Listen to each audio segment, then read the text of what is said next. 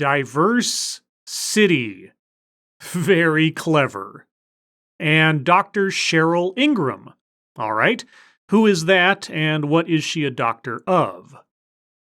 Dr. Cheryl Ingram is the CEO and founder of Diverse City, LLC, a diversity and inclusion consulting firm specializing in creating sustainable diversity and inclusion practices, policies, and strategies for organizations across the United States. She has a doctorate of education with a specialization in multicultural studies, a Master of Arts in Education, and her Bachelor of Arts in Communication Studies. As well, she has been a professor of multicultural studies for 8 years. Certainly, Dr. Ingram is an educated and professional expert on diversity. I wonder what the good doctor will educate us on today. What's up, everybody? This is Dr. CI, and I'm back again in our 2018 learning series. This is episode number 11, where I'm going to be talking about racism. Racism. Oh, goody. But I'm going to be talking about racism in the sense of whether or not people of color can actually be racist. And what does that mean? What does it mean to ask whether or not people of color can be racist? Well, it implies that racism is an ideology that can only be employed by white people. It means to imply doubt as to whether people of color can assess others on the basis of race and skin color. That's what asking that question means to me, at any rate. But, before I get started, let me preface with the disclaimer in a comparison, okay? Okay! Now, the comparison is that racism is to white people what hip-hop is to black people, and I'm specifically speaking in the United States, okay? Okay! Racism is to white people as hip-hop is to black people. So, racism is an art style, classically attributed to white people, but not unique to white people or restricted from being performed by non-white people. Even though hip-hop, by definition, is attributed to having its origins in the African American and, might I add, Latino American communities, whereas racism is an ideology whose origins and practice are not attributed to any race or ethnic group. Well, I would say you're comparing apples and oranges, but I think you're smart enough to know that already and to not care. It's yours, okay? You brought it to this country, you laid it down, you made it policy, you made it practice. It came from whiteness. Racism did not exist prior to white people coming to North America and has only ever been practiced by white people upon non-white people. Got it. It's your baby. Just like hip-hop is our baby. We created it, we invented it, it's ours, okay? Okay! Etc. We owned it. You own hip-hop. You own an idea, a thought, based on your skin color. Well, that's an interesting concept, assigning a quality and uniqueness of thought to someone on the basis of their race. It almost sounds a bit like, racism.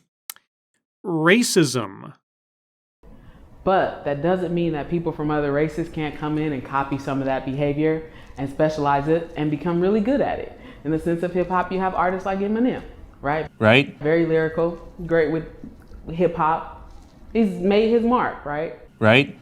But he didn't invent hip hop. We did. We did. So, black people are a unified hive mind, and each individual black person can take credit for anything anyone else has ever accomplished, so long as they are, or were, also black. Conversely, anything a white person has ever done wrong must then be attributed to every other white person, living or dead, in being held responsible for. Got it. But, that aside, okay, Eminem, your example of a white person making use of hip-hop, and I think it would be safe to say, doing so very, very successfully. More successfully, I would wager, than a multitude of non-white people who have also pursued hip-hop as a career. Alright, so now you will provide us with a similar example of a non-white person who practices racism as well or better than the worst white racist. I mean, that is what you are going to provide us next, isn't it? This entire presentation opened using an analogy of equivalence. So, who is the worst non-white racist? Yeah, spoiler alert, she never does provide us any such example. I wonder why. It's the same thing with racism. So to answer your question, I do think that people of color can be racist, but hear me out and let me talk about why before y'all start talking about reverse racism. Well, first off, it wasn't my question you were answering. You posed it all yourself. But I'm going to be talking about racism in the sense of whether or not people of color can actually be racist. And what does that mean? And secondly, I personally wouldn't bring up reverse racism because there is no such thing. Racism is racism. It does not inherently originate from any set demographic. Now let me be clear. Reverse racism is not a thing. It does not exist, okay? Okay! Well, I am very glad to hear that we agree on that point. It's like if you reverse racism, that means it never happened. It's like if you go to court and the judge reverses a sentence for someone who committed a crime, the sentence is gone, right? Right? That person is free. No. At least that's not my understanding of what reverse racism means. Reverse racism is the idea that only white people can be racist, so if a non-white person is racist towards a white person, that has been erroneously referred to as reverse racism. But sure, as a literal translation of the words put together, reverse racism, I guess the removal of racism, that can be an interpretation, but it has never been the one I have ever seen used. Maybe I'm missing something? I don't know a person of color alive who wouldn't be okay if you reverse racism and it no longer existed. But if white people say that's reverse racism when you discriminate against me, no, it's just racism. You invented it. We're just copying it. Aha. And you say that with a kind of justified righteousness in your voice. So, is being racist towards white people acceptable in our speaker's mind, I wonder? But, okay, we invented it, and you are just copying it. All right, let's say that your claim is absolutely true for the sake of argument. Does your then being racist absolve you of the implications of your racism just because white people invented it and you are only copying it? In other words, racism from non-white people is to racism from white people like light beer is to Bacardi 151? Is that what I am to understand? And let me be clear that racism exists at 4 different levels. So you have the cultural, the individual, the institutional, and the interpersonal. Oh boy, a list! I love lists. They make for such easy commentary breaks. I'm gonna start with cultural. Cultural is basically about a narrative. It's the things that you see on TV that perpetuate whiteness and superiority over other races, okay? Okay! It's in our media, it exists. It is cultural racism in the practices that we have. Do you care to give us any examples of what you mean? Or cite any evidence for us, Professor? Or are we just meant to take your word for it? And then you have the individual racism. Now, because of cultural racism, you may have certain beliefs, attitudes, etc., and even institutional racism, in which you believe that you are superior because of your race than someone else and you decide to discriminate against them. You may have certain beliefs. So now it is not a certainty? I thought white people own racism like black people own hip hop. But now it's conditional? But again, do you care to provide us any examples of what you mean? Then you have the institutional. Now, institutional racism is more about policy and practice and much more powerful, okay? Okay! And that is usually owned by white people. You manifest more in that space. And what that means is, for example, An example? Oh, goody!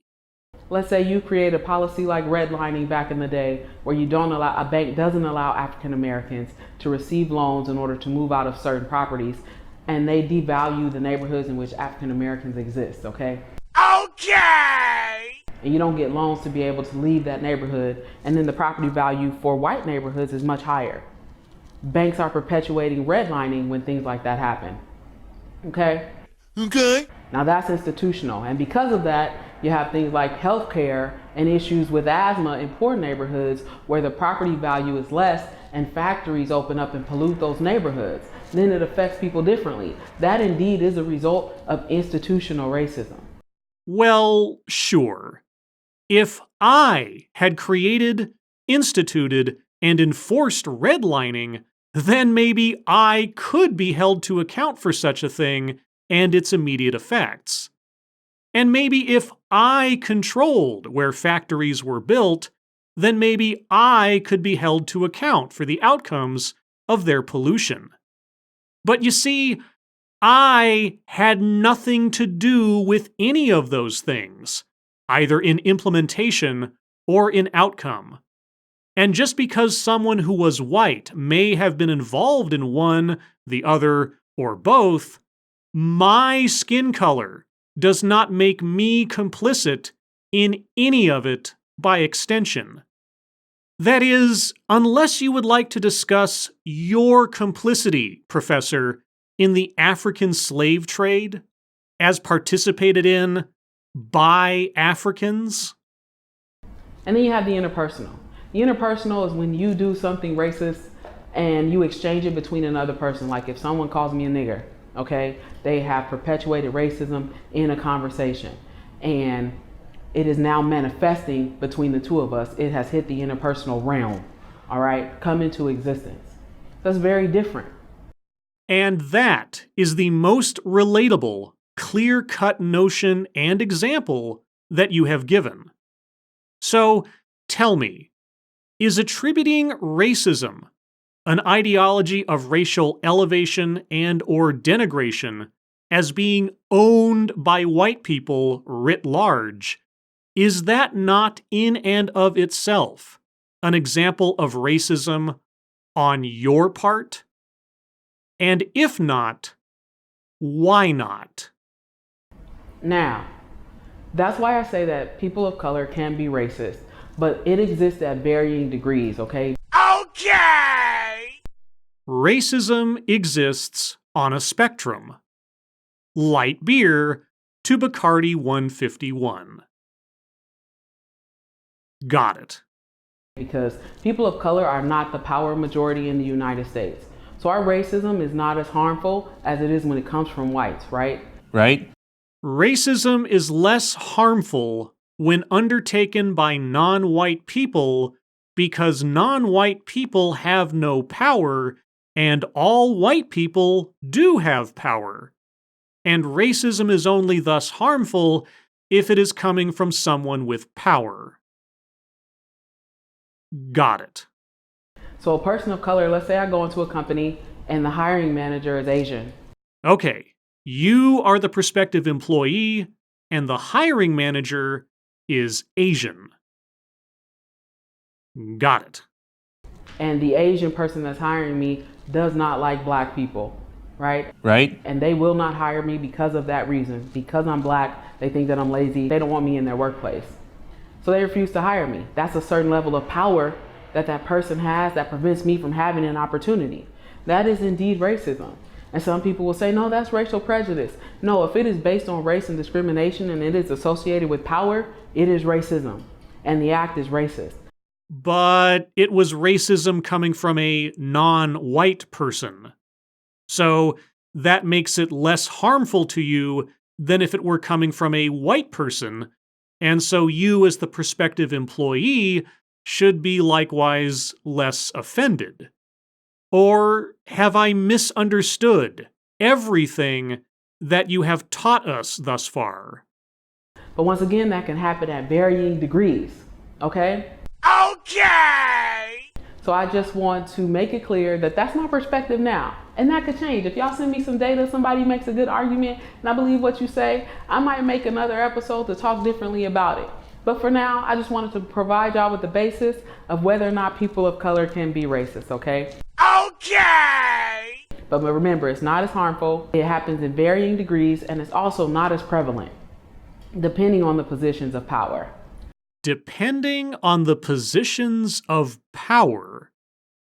Okay, so let's say that two people of equal power encounter one another, and one is racist towards the other. Well, that would mean that the racism has no effect at all because the power dynamic, or in this case, the lack thereof, cancels it out? Is that what I am to understand? Also, I don't see power or power dynamic mentioned anywhere in the definition of racism. Or are you reading from a different textbook than the rest of us, Professor? Once again, I'm Dr. CI. This is episode number 11, and I'll see you again in episode 12, where we'll be talking about white privilege, and y'all will get to meet Judy Blair, a consultant for diversity, and she is amazing. So stay tuned. See y'all soon.